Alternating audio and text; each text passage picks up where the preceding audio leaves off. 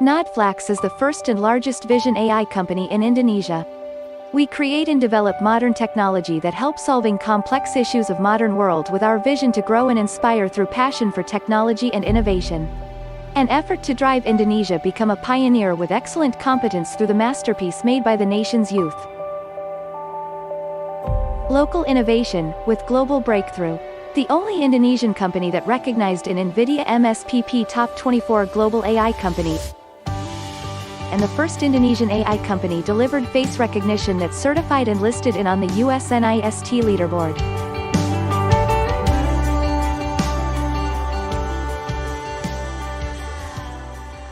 Established in 2016, we grow with the innovation in each year. We launched Vision Air as a first product to go to market in 2017, and Identify as our second product in 2019.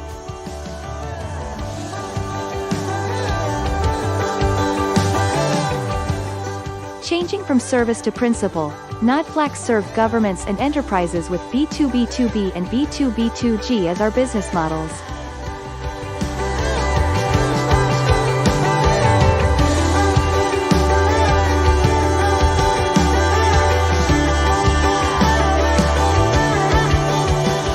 With a market size that continues to increase, Nodeflux has a great potential in the market.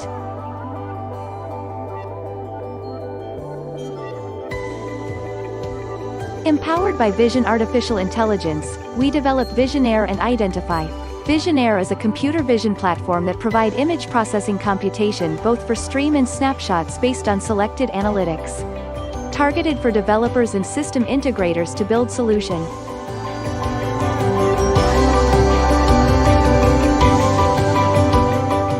Identify. Provide eKYC solution to automate identification and authentication process utilizing the power of artificial intelligence and integrated with primary data provider, Dukcapil. Mainly used for financial services. Together, let's create a future world we always imagine.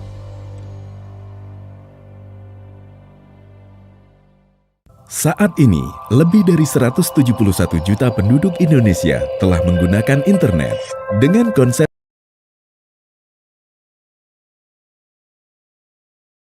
it will be conducted in English. My name is Garcia and I'm the business advocate at Nodeflux, and I'll be serving you as your moderator today.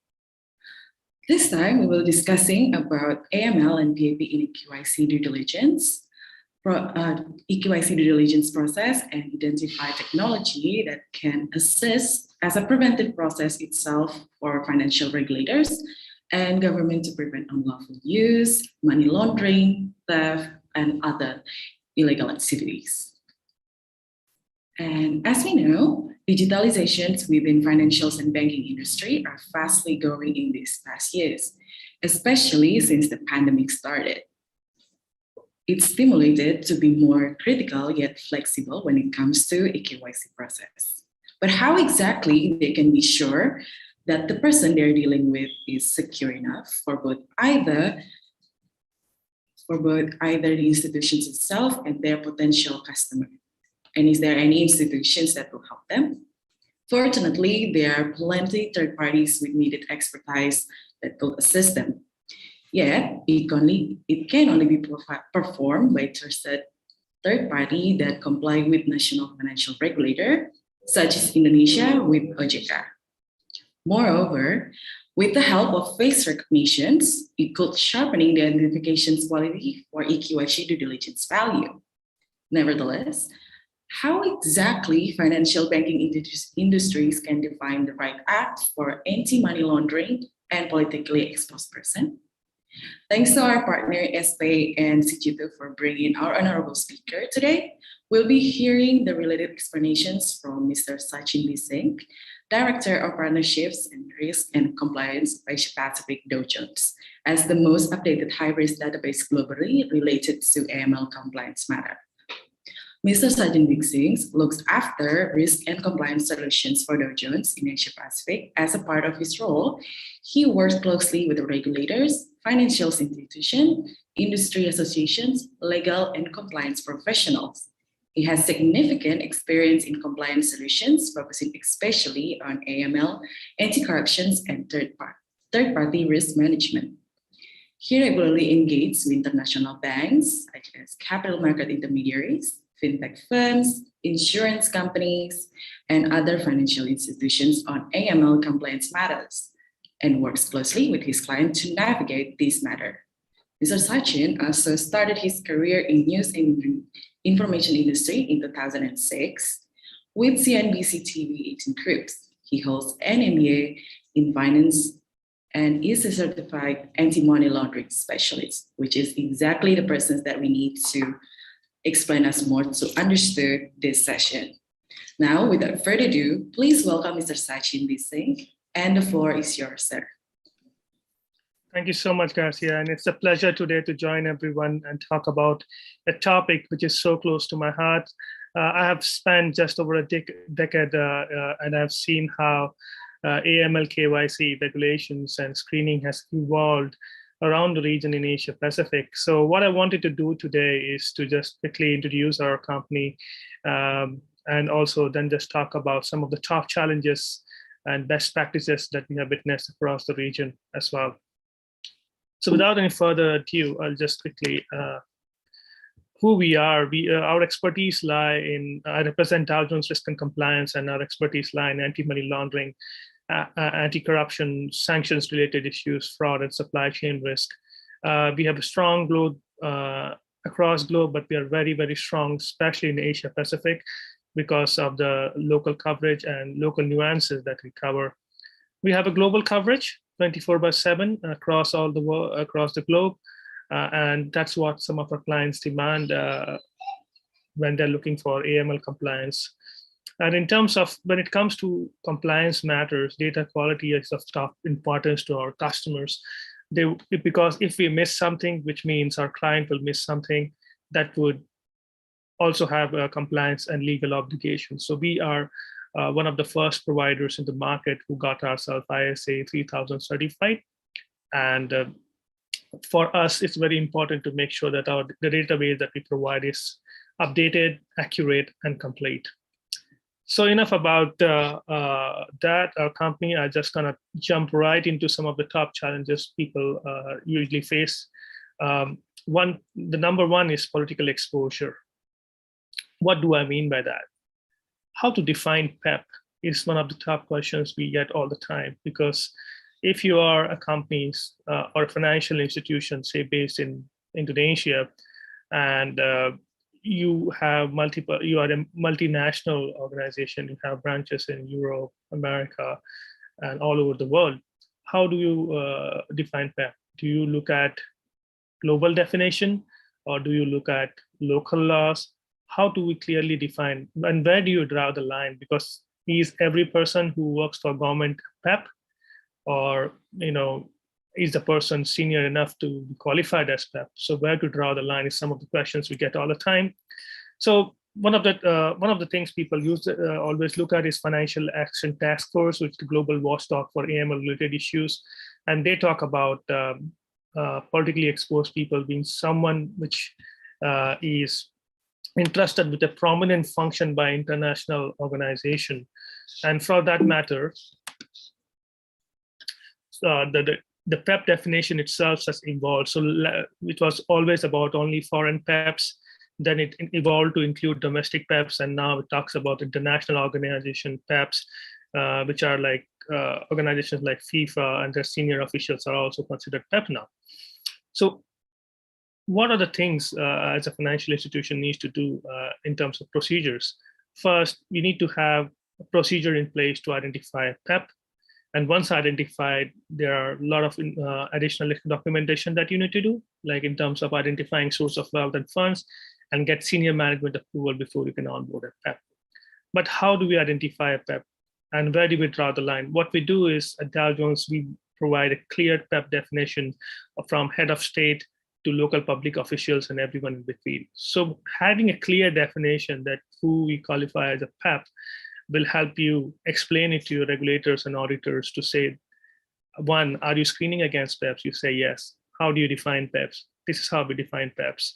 right? And then if you miss anything, you can say this doesn't fall under the definition. So everything you can document, and it's whatever you do in AML KYC, well, you have to make sure all the policies and procedures are well documented. And then relatives and close associates, these are the channels that are usually used for money laundering. So if I'm a politician and if I have proceedings from corruptions, I'm not going to use my bank account. This is the real challenge people face. And that's why we want to identify relatives and close associates as well. Then number 2 is talking about sanctions. No AML conversation can complete without not talking about sanctions. So the common practice for last 10 years is, some of the financial institutions will start using Watchlist to start screening, but that's not enough, because you'll start getting payment kickbacks and you'll start wondering why I'm getting this payment kickbacks. It's because OFAC itself has 7 different kind of lists which they come. And the most commonly one people use is SDN and 13599. So not being able to include all the 7 lists can get led to potential kickbacks.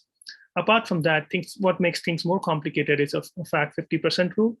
So say if company A is owned by person X and person Y, and both person X and Y are sanctioned, and the total aggregate ownership is more than 50% in company A automatically becomes sanctioned. But here's the problem. OFAC is not listing company A on the list. They expect you to identify this beneficial ownership, calculate the aggregate ownership, and do this research to identify these companies, which makes sanctions compliance a lot more trickier for our clients. Let me give you an example, and I always love to give local examples. So look at this website, right? Like if you're a fintech company or a financial institution, when you look at this website, this looks like a simple clothing website, right? But if you do a deep dive and if you do a due diligence, you would come to know that both these companies, Arama.com and PT Omer, are actually owned by Muhammad Jibril Abdul Rahman, who is a known, who is on a sanction list, who is a known person associated with Al-Qaeda and involved in terrorist activities. So if you don't, because both PT Arama and Arama.com is not on any sanction list, you might end up doing business with them. And you might end up aiding and supporting terrorist activities, which is an issue which no one wants to associate with. Even if you forget about AML, or even if you forget about KYC, you wouldn't want, there's a huge association and reputational risk to be associated with such kind of companies. So the question remains, do you know who you are doing business with? And that's where KYC becomes so much important, right? Another information, an example is this company, legit company owned by Nina Sebi in Sweden, 14.9%, 100% owned by PDV Europa, which is based in Netherlands, which is 100% owned by Petroleas de Venezuela, which is a government and which is a state-owned entity of government of Venezuela, which both are sanctioned. So this is how sanctions ownership are covered by multiple layers and multiple country organizations, and it can be very overwhelming for anyone trying to manage this and to do this research. So that's where providers like Dow Jones have done this research and help you protect and identify some of this information. So when you're doing KYC and you're screening your customers and entities against Dow Jones list, you will be updated to say, hey, this company is actually has ownership from government of Venezuela.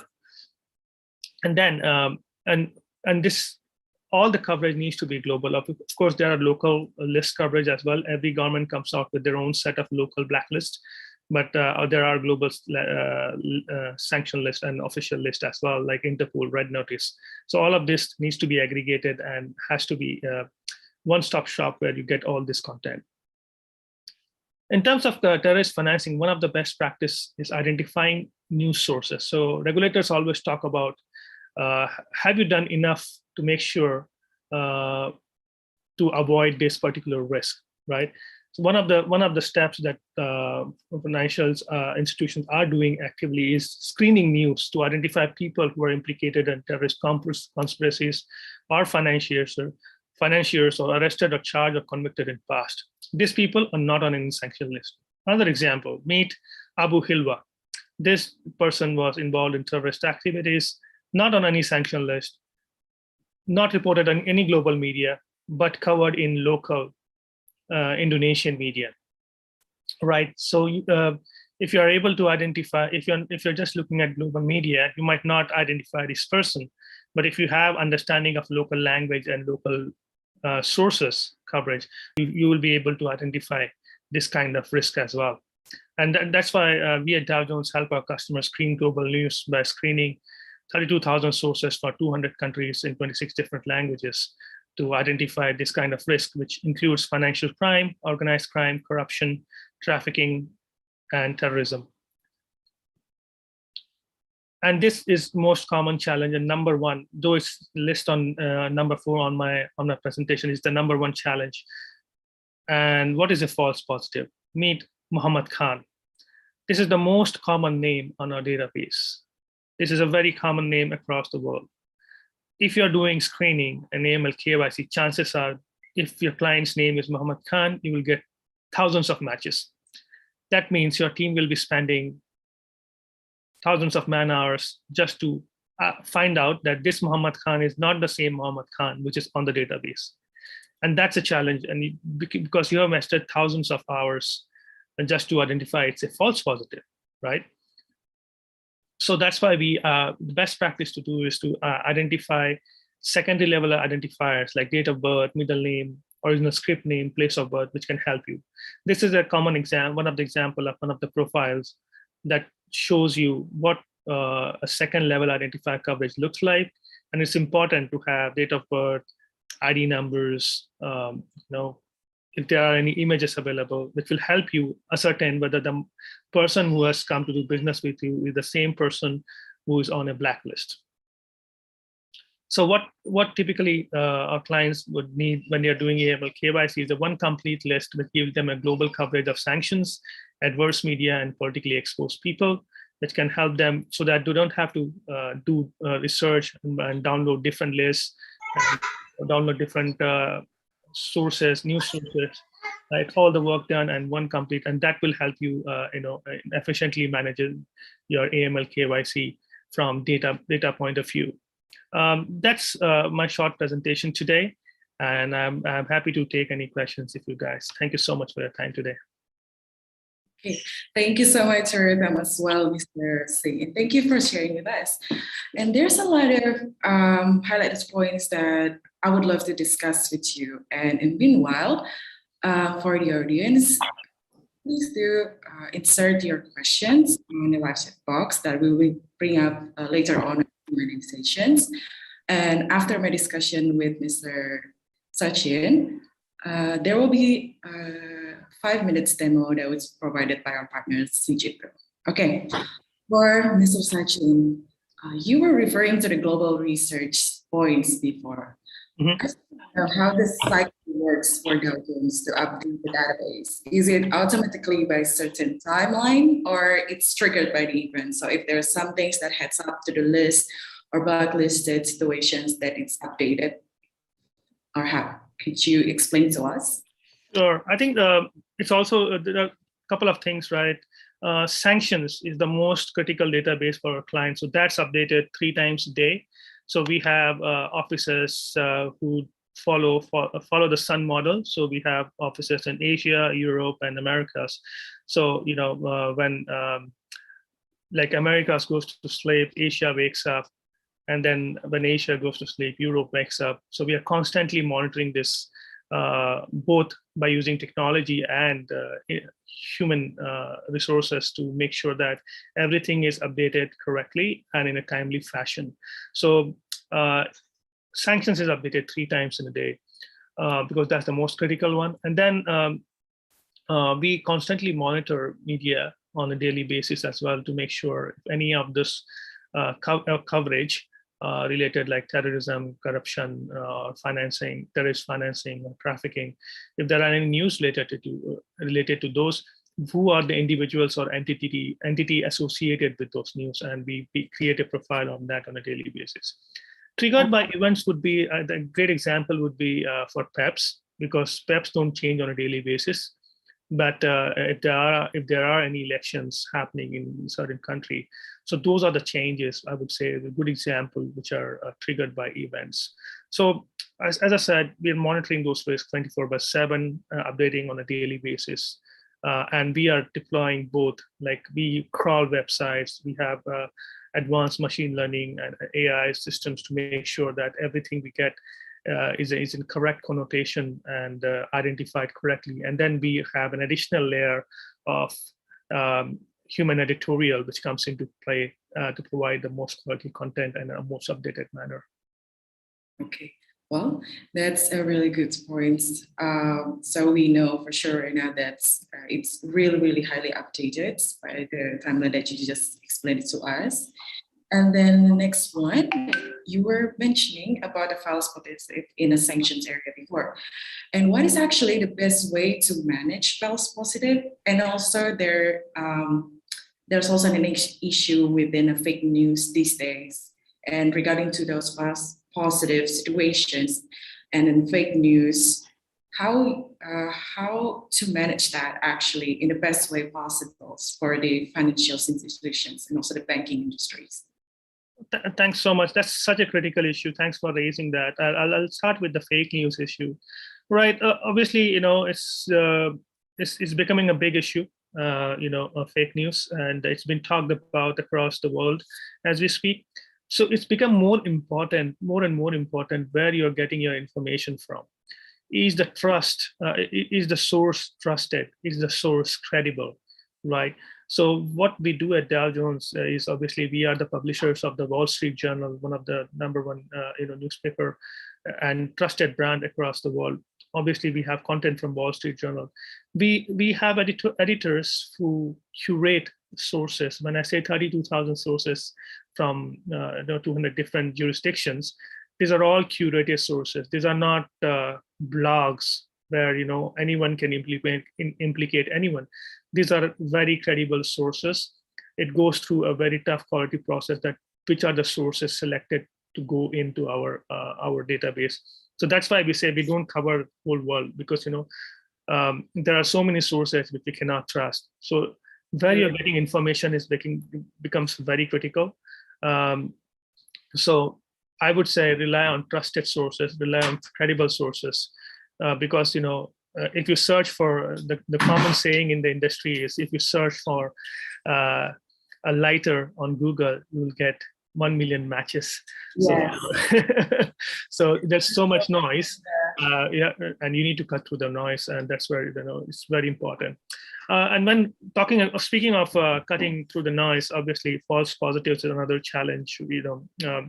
Where my first name and last name both are very common name in South Asia part of the region, and you can get a lot of matches. But if you have the screening engine or the technology that you're using, it should not be just screening based on names. If you include name, date of birth, residential country, or the country of where this person is from, I think that can cut down a lot of matches. So the example that I gave, like Muhammad Khan, if you include just Muhammad Khan and country to Indonesia, the 1,000 matches will go down to less than 100 matches, right? It's just by using one additional filter to say name and country. If you add date of birth, if you add images, if you add more filters, that will help you. And on the other side, you should also have a database who provides you that information, because if you put all those filters in your screening engine, but you don't have a database who provides all these secondary level identifiers, it would be of no use. So I think these are the two ways. And most of the financial institutions, what they typically, in my experience, do is when they're implementing this, they will do several iterations of testing and fine-tuning to come up with an acceptable range of fuzzy logic and match rate, right? They don't want to be getting a lot of false positive alerts, but they also don't want to miss out on something. So that's very important to strike that balance. So I think that's where the art and science lies. So yeah, those are some of the best practices. Thank you so much. You're welcome, Itanse. And I think with the answer of Mr. Sachin, it's also highlighted the points that the critical to identify a person that also related to the first sections of the topic that I mentioned before about the third party that could possibly provide that to enhance more in value, which is in Indonesia, it's highly regulated by the OJK and also refers to Dukcapil, the national database for personifications of the person itself is there or blacklisted, and also combined with the detergents database, I think it will enhance it more. And also for this, refers to the overall process of KYC due diligence regarding ML and PAP as well. Is there any hints from user for the early adopter ML and PAP towards this whole process? Is there any sites that they need to look out in the first place, in the first step of using this perspective to their due diligence process? I think to someone who's starting out, I think I would say rely on technology a lot. I would say that will make your life easier. Don't look for short-term solutions, because what you will start doing manually is not sustainable. It might be okay to do it now, but the moment you start scaling up, it won't sustain. So think long-term when you're implementing this system. Think how scalable they are. If you have 100 clients now, start thinking about, will this work when I have 5 million or 10 million clients? And everything you implement, think of long-term, because whatever you implement is not you implement and forget about it. It will continuously evolve. So that solution that you're using, if it's not built to adapt to those changes and it's not scalable, you will end up spending a lot of money. But you might save some money in the start. You think you're saving money, but you'll end up a lot of money in that. So a lot of people learn this hard way. But I think if someone is starting out, that would be my first advice. Leverage technology, build to scale. I think that's the way to go about it, right? Second, the most important thing is building relationship with the regulators. Be open and transparent. Build trust with regulators, and then also third and most important, you have to make sure that your senior stakeholders, you have access to them, and you let them know what you're doing and why it is so important, because compliance is not just a cost center. If done correctly, it can be a profit center as well, because if you're compliant, that's a competitive edge over your competitors, because your name will not end up in a newspaper for negative connotation, which none of the organizations were starting out. So as a compliance officer in the compliance world, the most common saying is, we work to make sure that our company's name doesn't end up in newspaper for wrong reasons. So yeah, these are the three things I would say it would be good to start on. There are a lot, but I think these are the topmost from my. Thank you for sharing. I guess it makes sense. So it's more effective and efficient way to comply as an early adapter. And I think by the way you're sharing it, it really pinpoints to the needs of the financial industries itself. And now, before we go into Q&A sessions with the audience, I think I will give the floor to the CG2 team for demoing the applications. So I think for the efficiency of time, please share the screen and share with us about the demo. I think it will be conducted by Ms. Stephanie. So the floor is yours, Ms. Stephanie. Okay, thank you, Ms. Garcia, for your time. Good afternoon, everyone. First of all, please let me introduce myself. My name is Stephanie Maria, and I'm the product consultant of CG2. And today I would like to give a brief intro about CG2, and I'm going to show you a short demo of one of our feature, watch listing screening.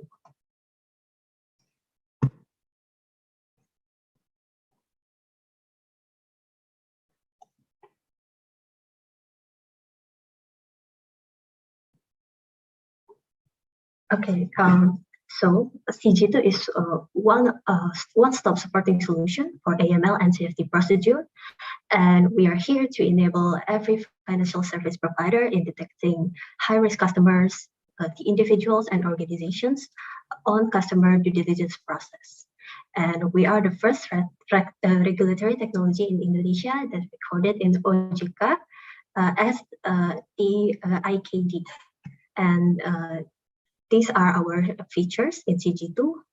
We have the watchlist name screening with Dow Jones Premium Watchlist, and the eKYC, biometric verification, internal watchlist and whitelist, the global batch scanning, customers profiling, and also we can be integrated with API.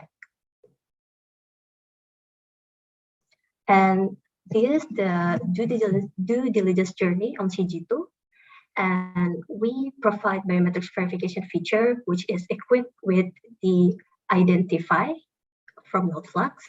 And after the customer being declared to have passed the biometrics verification, the next process is the background check, or what we call is watchlist name screening. And in this process, we will examine whether your customers, the prospective customers or the existing customers, have the political background or categorized as a PEP, or if they are connected to a terrorist organization or terrorist club or not. And after that, the risk level of the customers will be calculated based on the risk metrics and that you have compiled. And if it turns out that the customer is indicated to be high risk, we also provide the enhanced due diligence or EDD. This is the form that can be filled in, and the questions of the EDD will be in accordance with what you have compiled previously. And I would like to show you the demo of one of our features, the watchlist name screening. Okay, so in here, in this feature, we can search and identify the high-risk entities such as PEP, SIP, and RCA. And also we can see the detail if the name is hid or can be found in our data source. So first of all, we can fill up the name column. For example, I will type the name of Setia Novanto.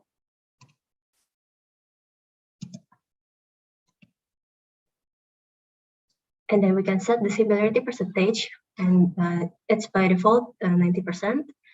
And then also we can choose the source and the country of the people that we want to search.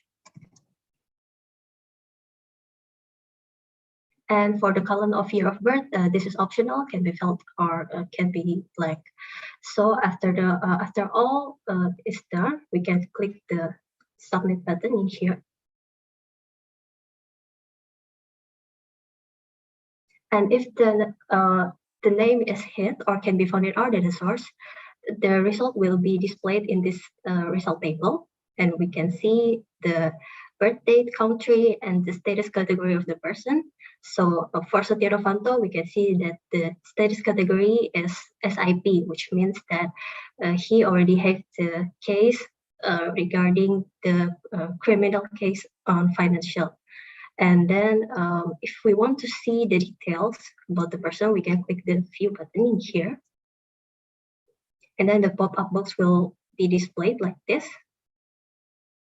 And in this detail part, we can see some sections such as general information. In this general information, we can see the active status, gender, birthplace, date of birth, and profile notes, which this is the news about the Setia Novanto regarding the eKTP corruption case. And then the next section is name information. This is the name variation of Setia Novanto. And the next section is description information. In this one is the status category of Setia Novanto. At the first, he is categorized as PEP, politically exposed person. And next, his status changed to SIP, special interest person with the case of corruption. And the next section is role information. This is his occupations. And next is resident information sections, the country of where he lives. And then the next section is relationship information. And in this section, we can see the RCA, the family members and the college of Setia Novanto. And if you want to see the details of the RCA, we can click the ID in here. For example, for his wife, Astriani Tagore, we can click the ID in here to see the details. And in here, we can see the sections that saves the same as before. We can see the name information, description information, resident information, and also we can see the RCA also. And okay, and also if we want to see the image and the source information, we can click the view button in here, and we will be directed to the web browser and the information will be displayed.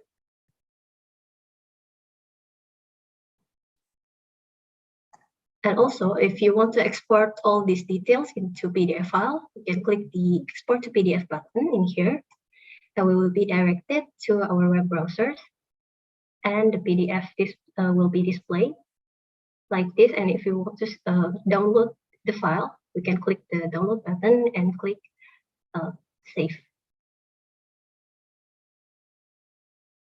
Okay, so that's for the name that hit or can be found in our database source. So I will show you the name that is not identified as a PEP, for example.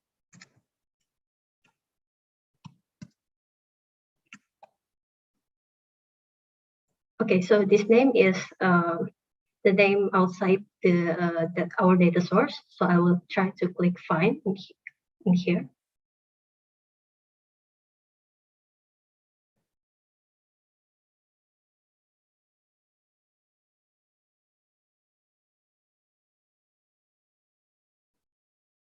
Okay, so for the name that is not identified as a PEP, the result will be blank like this, will be zero, which means that this name is not identified as the PEP.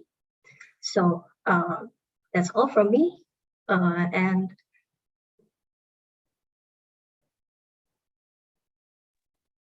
okay, if you would like to see more details about CG2, you can visit our site at cg2.co.id, or if you need the full live demo of all of our features, you can contact us with this contact. And that's all for me, and thank you. Back to you, Ms. Garcia. Thank you, Ms. Tiffany, for the demo. That's very interactive and it's very helpful. And as it's informed by Ms. Tiffany, you can go for the SPay booth in our virtual booth, and also you can meet them in our business matchmaking. And so we go back to Mr. Sachin. So there's several questions that we already banking up in here, and due to the efficiency of time, I limited for the questions for 2 people. And there's one that came from Andy. It's quite interesting, actually. So due to the emergence of cryptocurrency and investment activities digitally, how it could help if the cases applied in crypto or Forex platform that related to particular banking institution? That's the first question. I think obligations are same. There are no difference in terms of obligations when it comes to fintech or even for that matter crypto. One of the things which has happened during this entire pandemic is digitalization of the whole KYC process, right? Everyone is and which has really helped, especially in we're talking about virtual banks, crypto, fintech industries, and the need for eKYC in that sector is so important, because when we talk about fintech, we're talking about financial inclusions, and we have to make sure that the system is accessible to people who are living in remote areas as well. So I think that digitalization definitely helps. And what has happened because of that, all this AML KYC solutions are also becoming an integral part of those eKYC solutions. So what we see is a bit of a convergence where KYC, eKYC, AML, KYC all are coming together now. And it's becoming part of one and the same, a solution or a department, and that becomes very critical for someone getting started into this business. Also, there is a lot of regulators are eyeing this space, very keenly, to say. So, it's important that organizations who are in this space don't wait for regulations to come out, but are more prudent to make sure that they are compliant, because that, again, talking about competitive advantage, if I am a customer it gives me a lot of confidence to know that the company that I'm dealing with or keeping my coins with is fully compliant, because that means my money is in safe hands and it's been managed properly. It's not ending up right. So yeah, I think that tells you compliance as a competitive advantage, and it's never been more important than before. Okay, understood. But it's true. It depends on the client itself again, and I hope it reached to Andy. Thank you for asking. And then the second one, it's coming from Anita. By the global or by CA case standard. By case standard regulator used by Dow Jones after compliant. Okay. Sorry. Okay, I guess the problem refers to global or by CA Southeast Asia cases. Is there any standard regulator used by Dow Jones that it's compliant as well to be applicable in this region? If I can apply the questions right. I don't get the question correctly, but I guess it's asking about global coverage versus local coverage, if I got it correctly. So yeah, from Dow Jones' point of view, we take every jurisdiction or country as seriously as anyone else, right? So we get this question all the time, because when people think Dow Jones, people are thinking US or Americas. Being a global provider, we make sure that we have a complete coverage of each individual country. We also look at what is the local law of the land. So say, for example, talking about Indonesia, we'll look at who are the local regulators, what are the local regulations talking about. Are the local regulators coming up with their own list? So one of the most common asks for our clients in Indonesia is our DTT OT list, which is basically a list published by a police of known terrorist individuals and entities. So that's something we cover as well. So we want to make sure that once clients have access to Dow Jones database, they don't have to go looking around for multiple lists and multiple news sources for any other, for the same AML KYC obligations. It becomes a one-stop solution for them, right? So, and which is constantly updated. And we are also constantly monitoring all the regulations to make sure that if there is a new regulation and it asks for an additional coverage, we do that. Okay, noted. Thank you, Mr. Sachin. And I think we still have 5 minutes left. So I have slots for one more questions, and it's coming from Riza. Is there any other parameter used for profiling besides PP, and that could help to count as an money laundering potentials act? Not just PP, definitely not. Obviously, as I covered in the presentation, it's a wide spectrum, right, in terms of identifying individual and entities. So I broadly classify them is one, political exposure. So any entities or like perhaps or state-owned entities when it comes to entity in terms of political exposure. Second is, are those individuals or entities on any blacklist which are published by government bodies or organizations like UN, and Treasury, right? So much so by Interpol as well. And then third is whether that person or entity is mentioned in media for any negative connotation, which can also be a predicate offense for money laundering. So not so much so money laundering. So for example, a tax-related crime may not be money laundering crime, but it's a predicate offense for money laundering. Terrorism by itself is not a money laundering crime, but it's a predicate offense, or it's related to money laundering, right? And then so on and so forth. Even organized crime, all the terrorist groups, all the triads and gangs, right? They are known, cases and typologies for money laundering use cases. So it's very tough to say there are just a list of 2 or 3 things that you need to do. It's continuously evolving. Now people have moved using not only financial systems, now people are using minds, people are using paintings and arts for money laundering. And and that's why it's continuously evolving, and you need to be continuously updated, and you need the provider who is continuously updating these things as well. So that's where I think it's important to keep track of these things. Yeah, true. I agree with you. There's a lot of efforts for people these days. They're getting more creative towards how they can adjust to the process of money laundering itself. And it's true by the means that you were saying, that we need to be more and more critical yet flexible to look at it by different perspective, I would say. And I think that's all for this session. Thank you very much for Mr. Sachin Twising for helping us understand more about this interesting topic, and also from our partners, SPay and CG2, for providing us the best expertise to make us understand more. And also for the audience, regarding to the demo that was given by CG2, so they provided a trial for 30 audience. So please go to the booth and then checking on with the CG2 and SPay team to get the limited trial demo that they were provided. And on behalf of Nodeflux, we would like to thank all the audience as well for joining us today, and hope to see you again in the next Nodeflux Accelerate. Thank you so much, everyone. Have a nice day.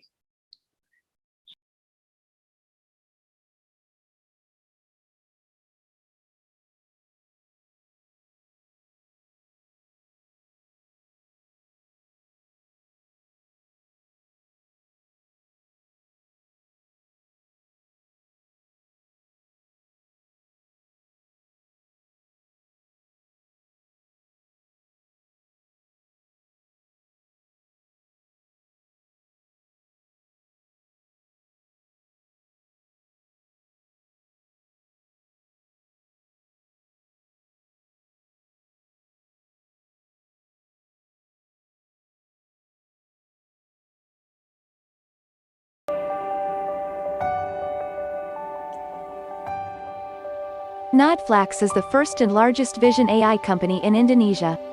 We create and develop modern technology that helps solving complex issues of modern world with our vision to grow and inspire through passion for technology and innovation. An effort to drive Indonesia become a pioneer with excellent competence through the masterpiece made by the nation's youth. Local innovation, with global breakthrough. The only Indonesian company that recognized in NVIDIA MSPP Top 24 Global AI Company, and the first Indonesian AI company delivered face recognition that's certified and listed on the US NIST leaderboard.